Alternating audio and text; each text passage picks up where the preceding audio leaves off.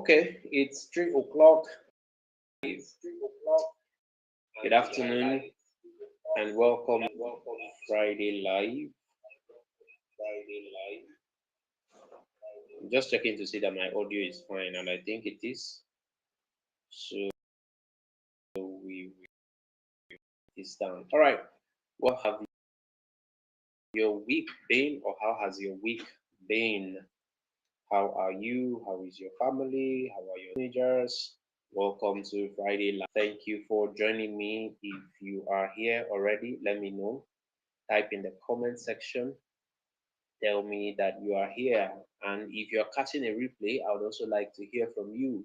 Let me know that you're catching a replay. Tell me where you're joining from. I think that's going to tell me your name. So I would have said, tell me your name and where you're joining from. But it's okay. I see you and welcome to the conversation for this week. Today we're looking at the battle with your teenagers' attention. Yes, there's a lot of fights there, right? The battle with teenagers' attention, why your teenagers cannot exercise focus, why they cannot pay attention. And then I also put a subtitle there. We're going to look at the hidden link between creativity, distraction, and academic success. Okay. So but let's be honest in this focus conversation. Getting teenagers to pay attention to one matter these days can feel as difficult as removing your teeth. Or yes. Um, so you have a situation where you're asking a young person, go and read your book. And before you blink an or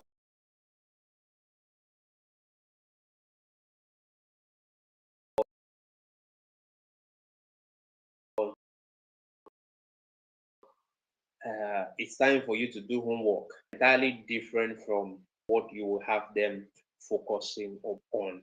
And then, no matter how many times you try to take away what you think is the source of the distraction, you are unable to get that teenager focus on what them to focus on. Like we say, it's focus on your focus. You're unable to get that young person to focus on their focus. And then you have, why is it hard for this child to focus? Why is it difficult for me to get you to do something serious? Why are you such an unserious human being? Why do they struggle with schoolwork? Um, Somebody reached out that their teenager can do every other thing, but when it comes to their academics, the young man is struggling. And what the situation could be was the question, like, how can we help this guy focus on their academics? How can we get them to be doing? Is it a lack of discipline, or is there something else that is going on? Is there a deeper conversation we should be looking at here, or should we just label these guys as undisciplined human beings? But there's one thing I have come to learn about focus and distraction is that most of the time, maybe at least some of the time, I think it's most of the time, it's not just a discipline problem. I think it's a mind problem. It could be a brain problem. Your teenager's mind, your teenager's brain has been trained by your toddler, beginning from toddler's mind has been trained by gadgets, has been trained by screens, has been trained by social media, and even sometimes those can be caused too. Your child has been trained by society, and that training is a training to be distracted. There is an unconscious socialization trains young people to be distracted. It trains every one of us in society distracted. So you're finding it difficult to focus on what you're supposed to be focusing on. And if you do not take action, you are going to be raising a young person.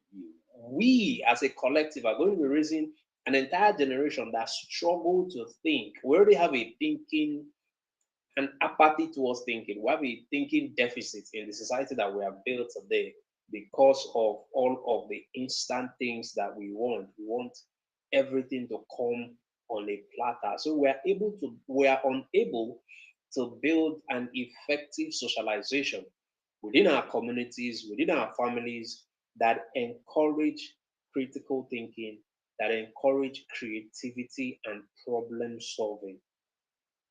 It's gotten worse because as technology continues to advance, there's going to be a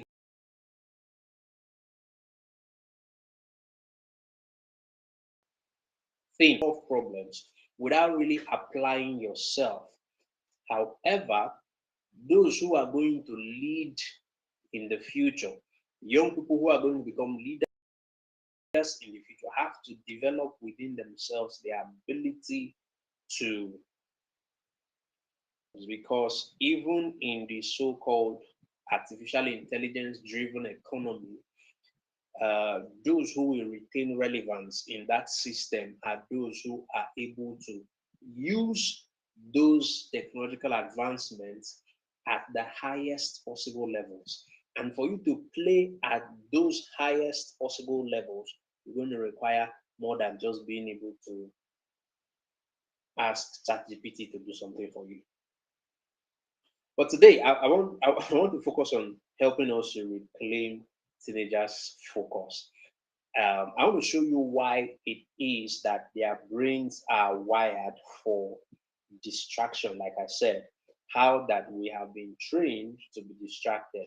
And then we're going to look at that link I mentioned between creativity and learning, and of course, academic success. Uh, as much as time permits us, we're also going to look at how to help your teenager to rebuild their focus and then thrive both in the academic life and in all other areas of their life. So let's begin by looking at what I have labeled the attention crisis. The attention crisis, the real reason why your teenagers cannot focus. When you were growing up, when you were growing up, if you were a millennial or older than that, television did not start until 4 p.m. Whether you had an interrupted power supply or not, TV did not start until sometime later in the day. Um, Distractions too. TV also was a distraction, and there was video games, there was music, there was contemporary pop culture. However, there's a huge difference between the distraction of previous generations and the distraction of this generation. One of the major differences is that while the distractions of older generations can be said to be on schedule, like you know when it will come, you know when to expect it. So you had other times to do other things. The distraction of this generation is on demand. Like at the snap of a finger, the distraction is available at every turn and every corner. Your distraction as a child when you were growing up had some points where what we can call a stopping point. So there was an end to a TV show. There was an end, even process setting up your video game years back.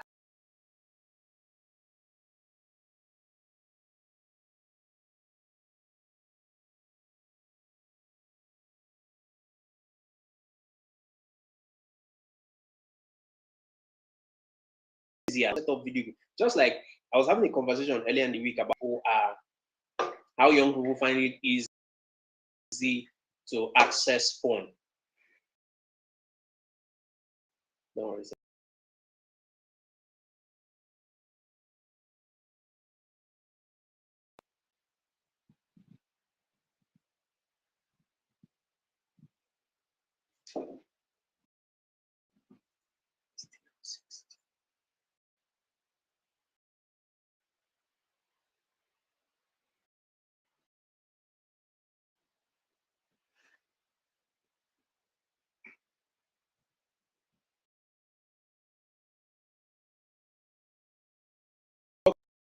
Okay, sorry for the interruption. Few persons watching, but if you can hear me, please drop in the comment section. Okay, yeah, I think that my audio is back. Sorry about the break in transmission. So I was saying that in the older generation, there were distractions, right? There were still distractions, but the distractions had start and stop times. I was saying that the distractions in the older generation also had some logistical requirements to be able to set it up. And then I went on to say that I had a conversation earlier in the week, and it was conversation around porn and porn addiction for teenagers. There's a case that we're handling around that. And if you wanted to see porn some 10, 15 years ago, the logistics required to make that happen was a lot. You needed to actually apply some level of creativity to be able to indulge in that vice. But today, you don't need any logistics. You just Wi-Fi and porn on demand is on your screen. And previous generations require some level of problem-solving skills for you to even engage. But today, that's all of that logistics have been sorted out. Okay, such that you have distraction on demand today. Today's distraction is also infinite. All right. I asked one of my team members in the office, I said, have you ever scrolled to the end of the internet? Like you keep scrolling, new things keep coming up. There is never an end to it. Actually, as you scroll, there's a level you scroll. The system is designed to refresh and give you new things that have happened in the last 2 minutes while you were looking for older ones. So it's infinite. And then the biggest problem in all of these things I've said is that also all of these distractions are intentionally designed in such a way that they are short form content. And short form content rewires the brain of a young person to get addicted to short. You find that your young person stay focused for. I know a lot of adults who tell me that they cannot watch a 1 hour YouTube video. I know a lot of adults who listen to a 2 hour podcast session. And I'm like, so what can you do?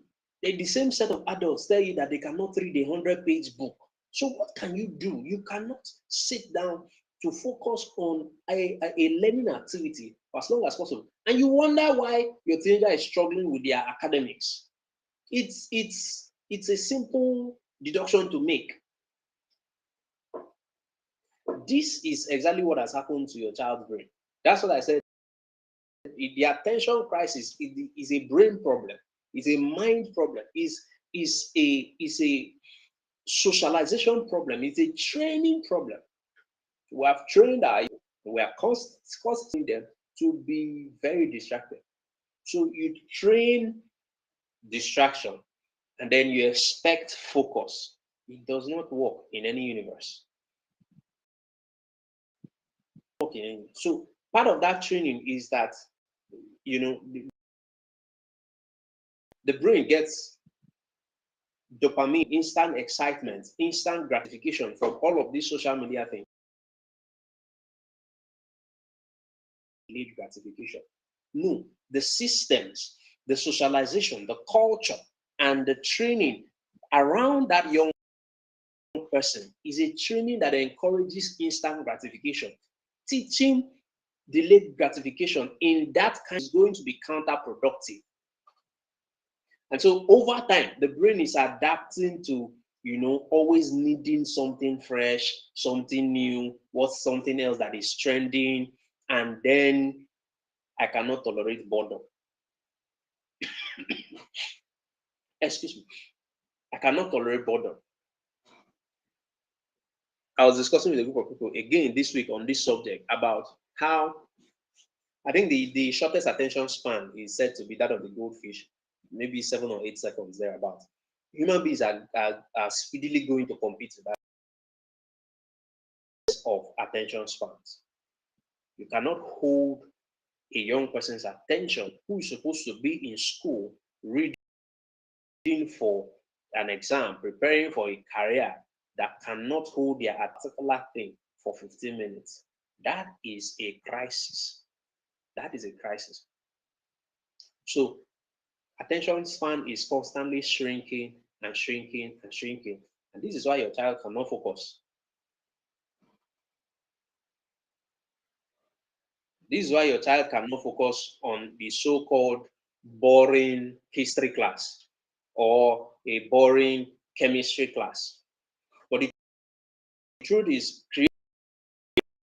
creating anything that is noteworthy, anything that is quality, will involve some element of boring exercise, will involve some element of repetitive exercise. So when you find a young person who is struggling with their ability to focus, you check this part, check this part, check this part. And like I said when I was sharing this earlier, the interesting twist is that even the schools are not helping. Not necessarily because they might not want to help, maybe they do, but the school system is not wired to be able to produce solution to what I'm describing. I wish I have maybe on another video, some between now and the next Friday. I'll be able to. I'm thinking now if I want to get into the conversation about how the school system came to be what it is today, why it was developed, the purpose of school system, and why, like I said, as much as it wants to, the school system really cannot solve this problem. It cannot begin to solve the problem. It is not equipped. That system is not equipped. The school system is entirely equipped to produce children who are memorizers, children who are copycats, children who are structured to fit into a predetermined model. And so, in order to deliver that kind of results, all the components and all the parts that is required to be able to do the things that we're discussing in this conversation are not really available in the conventional or traditional school system. So what happens is that your otherwise creative child, your otherwise smart child can be labeled as distracted, can be labeled as busybody.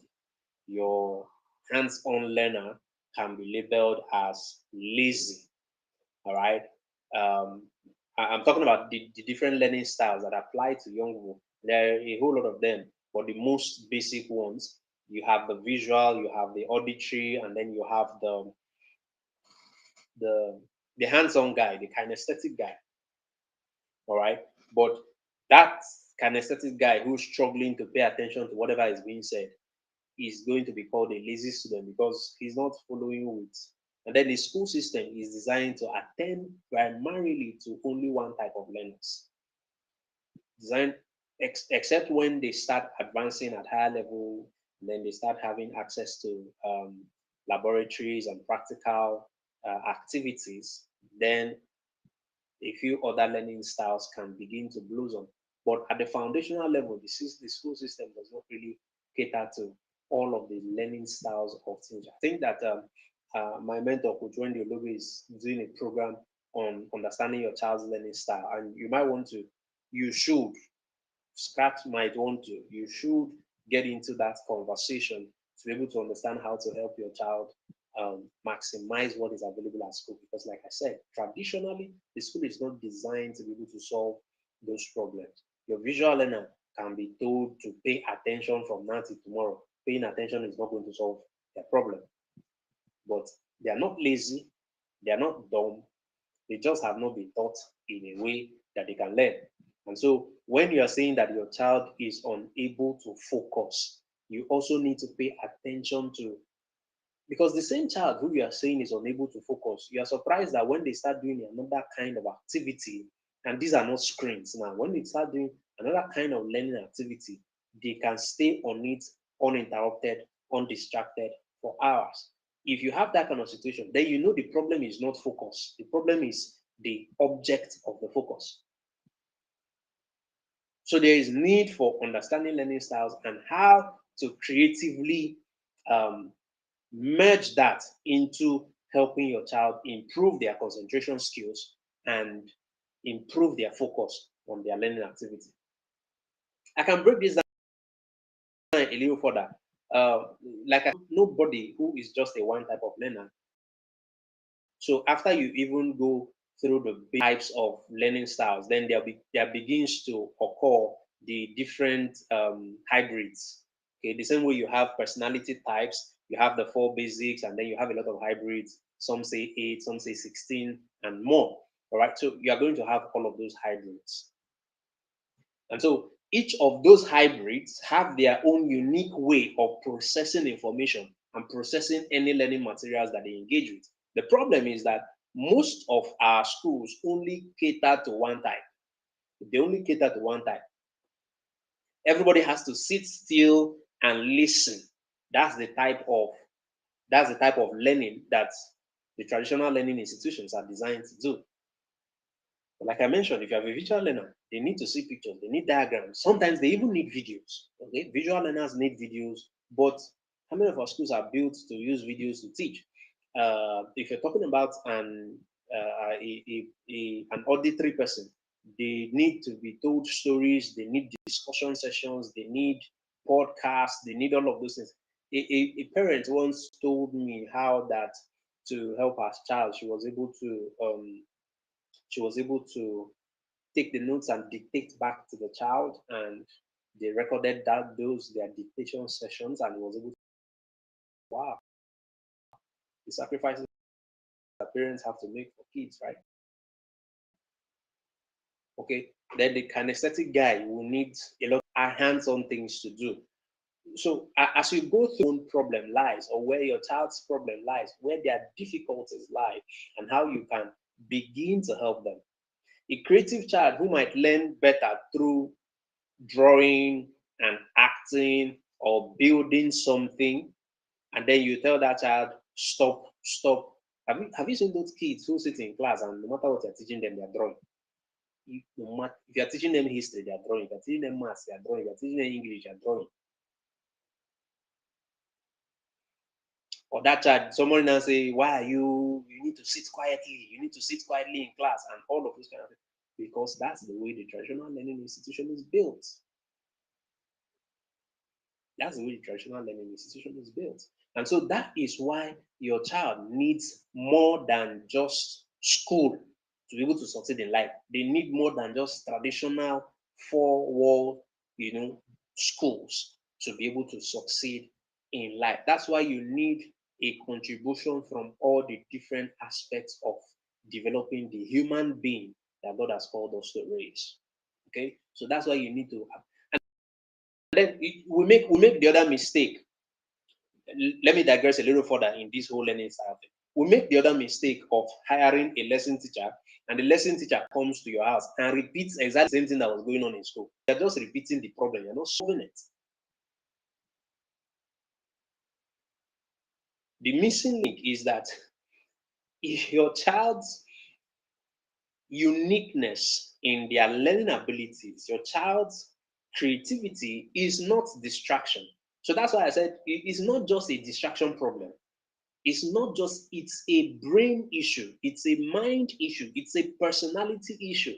The question of focus and distraction and academic success is a personality issue. So you need more than just one approach to helping that young person grow themselves.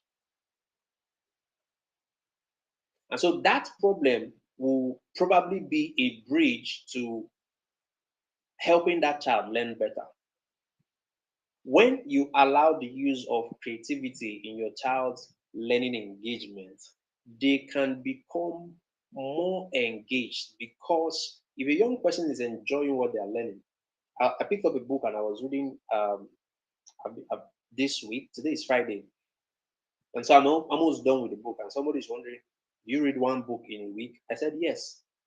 If I pick up a book and I am struggling to read it, I just know there's a problem. The problem is not with me.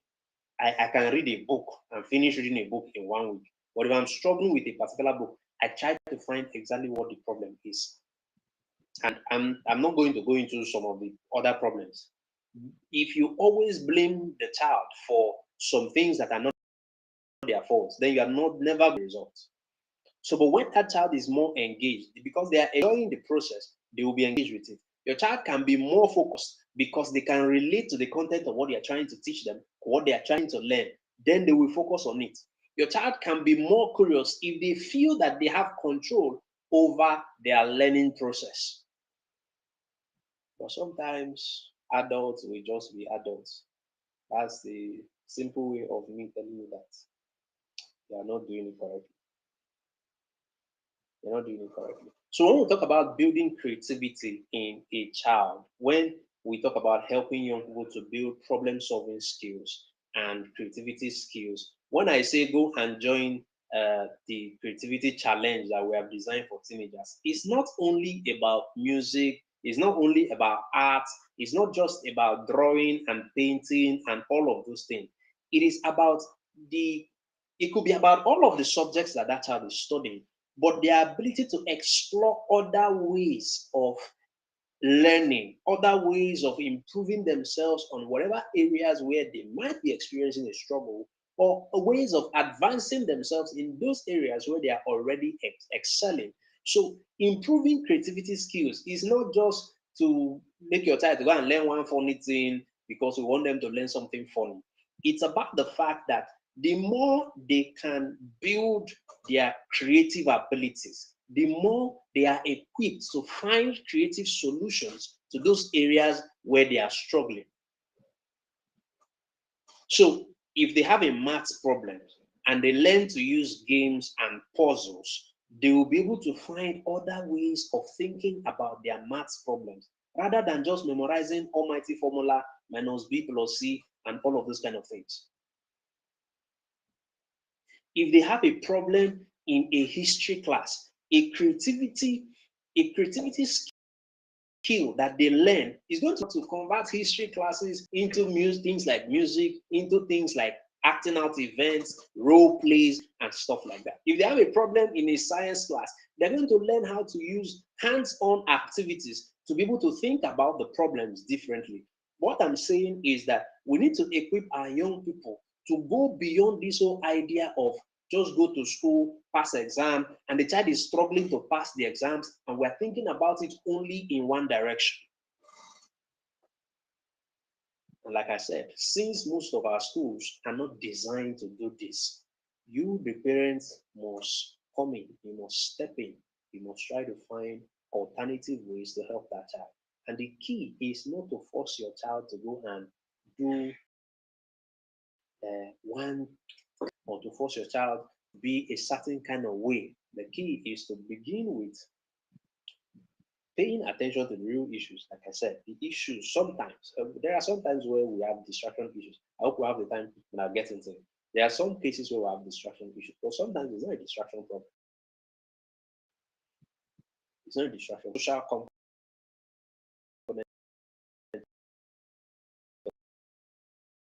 not train a person to be distracted and expect them to be focused.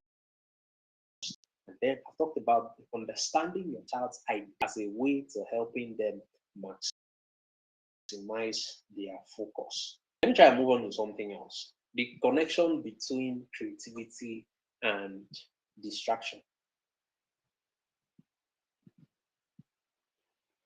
I'm thinking about how to describe that creative thinking helps your child to build focus.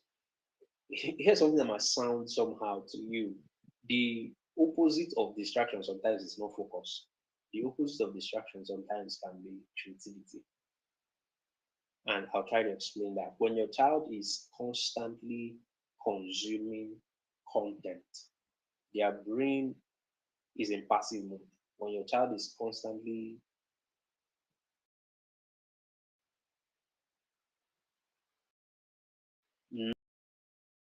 not creating something, when that's what I mean by constantly loses that ability or even opportunity when you don't intentionally create opportunities for teenager to create something. The constantly on consumption mode. The problem with that is there is a demand for solution to be provided, when there's a demand for skills to be exercised, again, the brain, the mind has not trained to solve problems.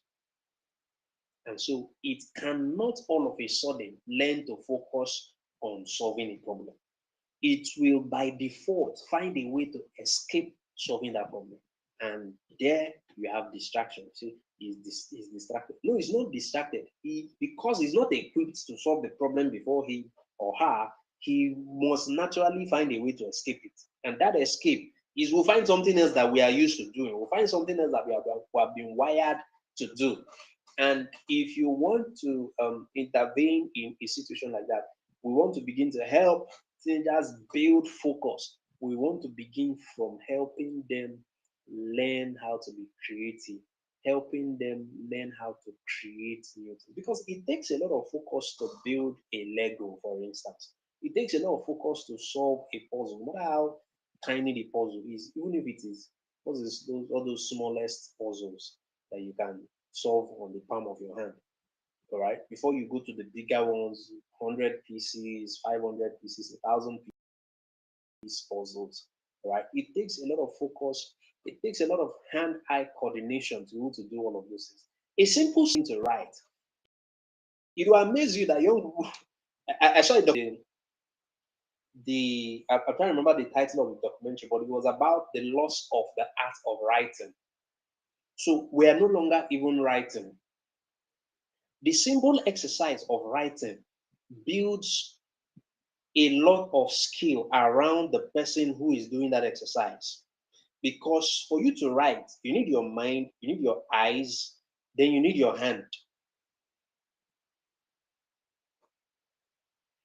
So that simple exercise of writing is more than just writing, is beyond just writing. When we say do journaling exercises, for instance, oh my God, you need to see how some young persons struggle with journaling when we put them in that place. But you see those who have practiced this over time. For instance, I have a young boy that I have mentored since he was 9 and he's about 14 now. There's a clear difference when you see him respond to problems, when you see him even make mistakes and solve those problems by himself. There's a clear answer questions in public arena. I'm not talking about just maths and English now. By the way, he's a superstar in their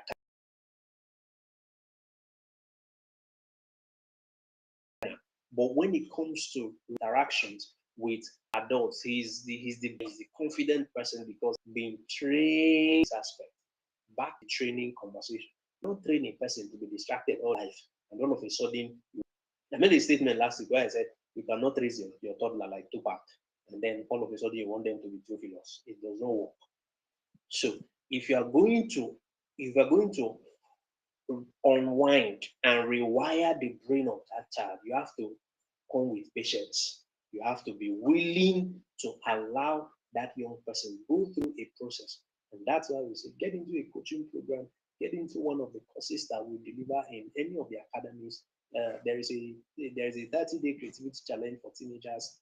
It is not about somebody asked me, why is it 30 days? I said, because that's how long it takes for you to kick in that's how long it takes for you to kick in a habit in the first place before we are going to check whether you will stay with the habit. So when we're not designing it for the sake of we want you to pay, how much is your money? 5,500 naira for 30 days program. You should think that we were not thinking when we set the amount. But it's so that you can have a commitment to the process and your child can also spend that amount of time. Because you cannot practice in 2 days and 3 days, they will jump out. Even after the 30 days, you are going to need a lot of supervision for you to stay in the process and continue to cultivate that skill until it begins to bloom. So I'm saying you need a structured system to be able to carry your child from a consuming mentality. I did a presentation on the subject of digital consumption versus digital creation.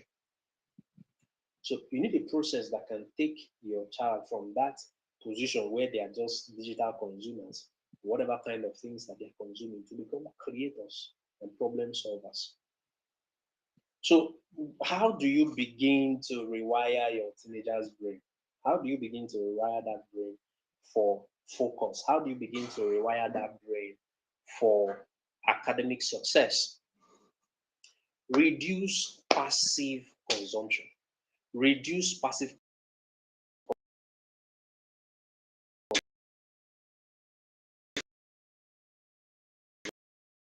consumption. And you can do this without fighting with your teenager. You can do it without fighting.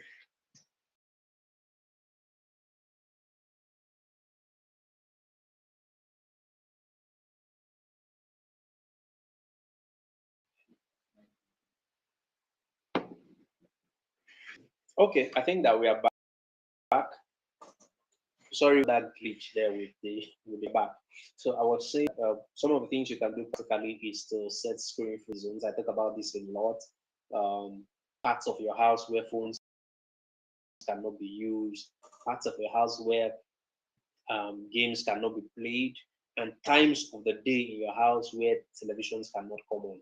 Okay, you cannot be saying don't watch screens and DSTV is always on in your house. Like I know some houses where their DSTV no they off. It's like you entered into a barbering salon. There's always something happening on the TV. But there should be times in your home where screens are off, all screens, including that of you as a parent, because modeling is key. You're not going to be preaching and not practicing. It will not work.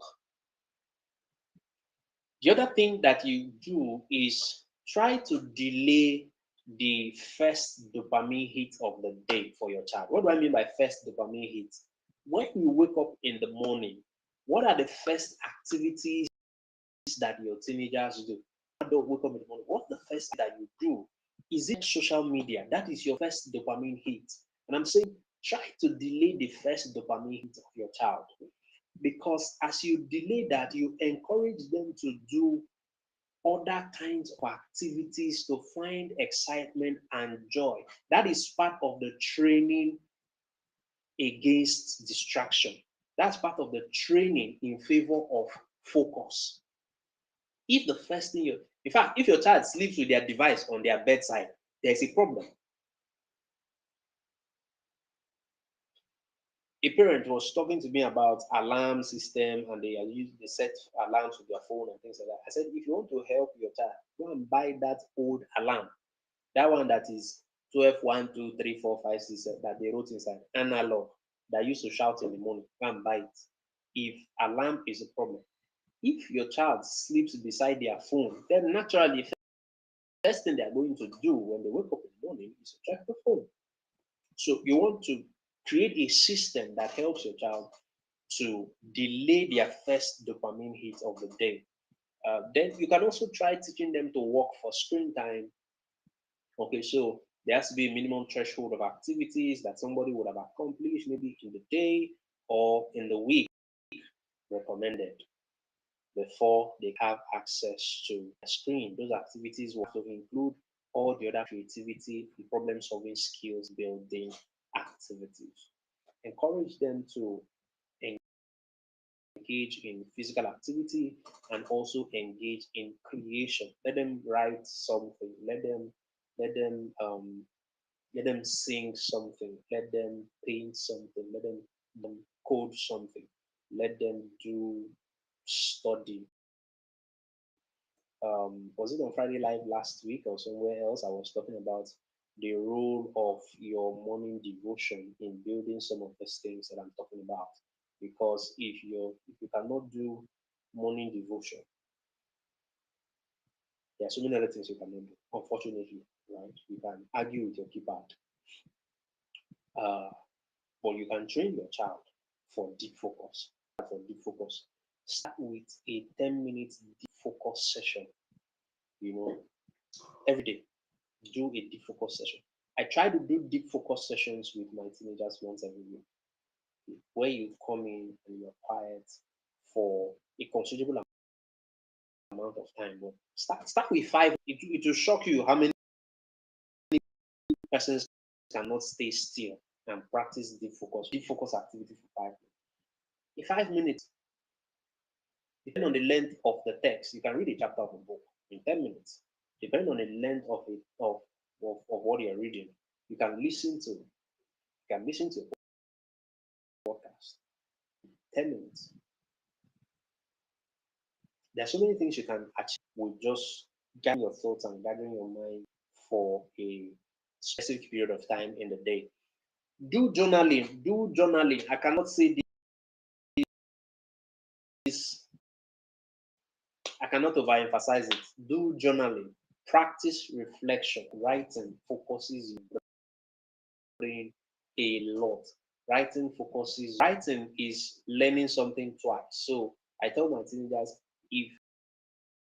if someone is talking to you and you're writing, you increase what you are writing, what you are hearing, retaining what you are learning. Then there's this other thing that I like to say, that repetition breeds retention. So if you do the same activity over and over again, you're more likely to kick it in as part of you. The same way you have unintentionally and unconsciously kicked in all the several other things that are disturbing your life today, with due respect.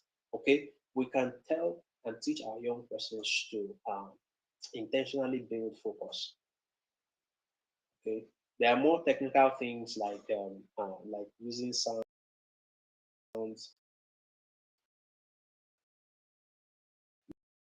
white noise, uh, background music, but those things are more technical. I'm trying to focus on. Please help me put the links for the 30 days creativity challenge somewhere in the comment section, so that anybody that wants it can get access to it. If I see it now, I'm going to pin it.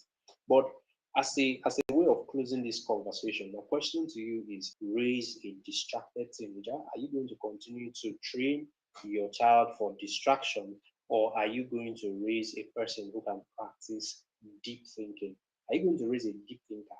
Are you going to raise a very distracted teenager? The training and the socialization we provide for young persons will determine what the outcomes will be.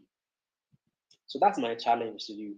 Are you going to allow your child to grow up as a passive consumer who cannot focus, or are you going to train them to become deep thinkers, to become problem solvers, and to become creators? And you cannot wait for school to do this for you. You cannot even wait for church to do it for you. You have to be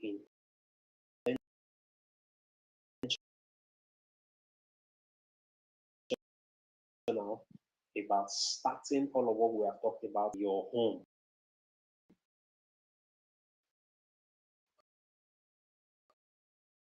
right there in your home. And like I mentioned, and assignments and tools to be provided to your teenager April to the 30th of April.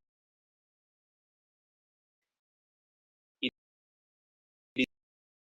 is the 30-day creativity challenge for teenagers. And I'm opening up for more than just earlier that they begin to do that, the better for them. I'll give an example of the 9-year-old that I started to work with, and the results are so amazing because these things are not instant. All right, they're not instant. They're not instant. The 30-day creativity challenge is going to help every teenager that joins it to break free from distraction. They're going to get a lot of resource and tools and skills to be able to manage distraction better, to be able to build their concentration skills better, to be able to develop their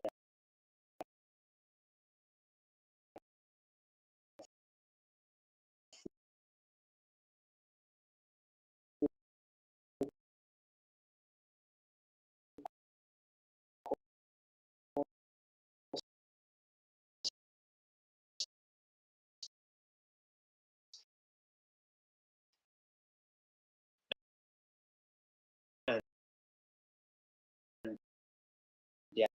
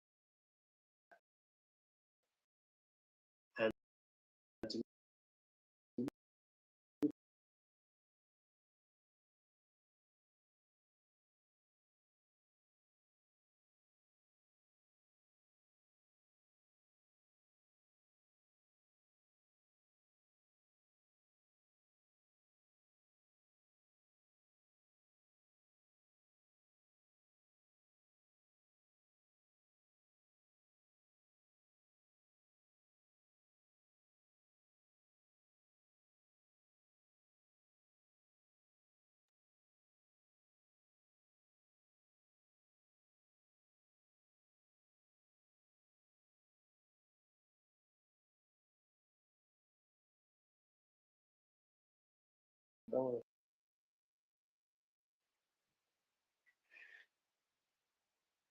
Okay. All right. Sorry about the whole interruption. I think this was the worst of them, but we're around. And if you got everything I said there, I was telling you all the benefits and why you should join the 30 days creativity challenge. So go ahead and join the links will be in the comment section so that you can take advantage of it.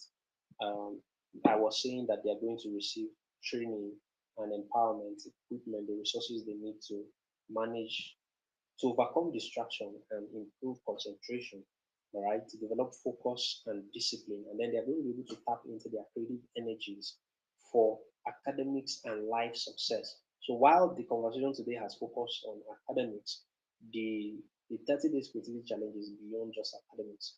Is being able to develop the creative energy of your child and helping them to become deep thinkers and problem solvers, in their time. So that's it from me to you for today. Thank you for spending the last 15 minutes with me. I hope you have found value. Share with me in the comment section, and let's continue this conversation. Friday live continues next week until I come your way again. Keep thriving and have an amazing weekend.